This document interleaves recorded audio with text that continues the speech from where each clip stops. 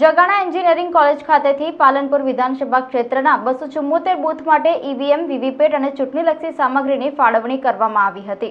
લોકસભા સામાન્ય ચૂંટણી 2024ને હવે ગણતરીના કલાકો બાકી છે, ત્યારે તારીખ 7 મેના રોજ યોજાનાર ત્રીજા તબક્કાના મતદાનમાં 2 બનાસકાંઠા સંસદીય મતદાર વિભાગના 1960 બૂથો પર મુક્ત, ન્યાયી અને શાંતિપૂર્ણ માહોલમાં ચૂંટણી યોજાય તે માટે જિલ્લા ચૂંટણી અધિકારી અને કલેક્ટર વરુણકુમાર બરણવાલના માર્ગદર્શન અનુસાર તંત્ર સજ્જ બન્યું છે।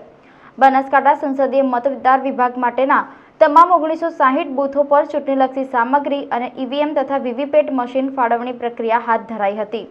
પાલનપુર વિધાનસભા ક્ષેત્ર માટેના ઈવીએમ, વીવીપેટ મશીન અને ચૂંટણીલક્ષી સામગ્રી જગાણા સ્થિત એન્જિનિયરિંગ કોલેજ ઈવીએમ વેરહાઉસ ખાતેથી ફાળવણી કરવામાં આવી હતી।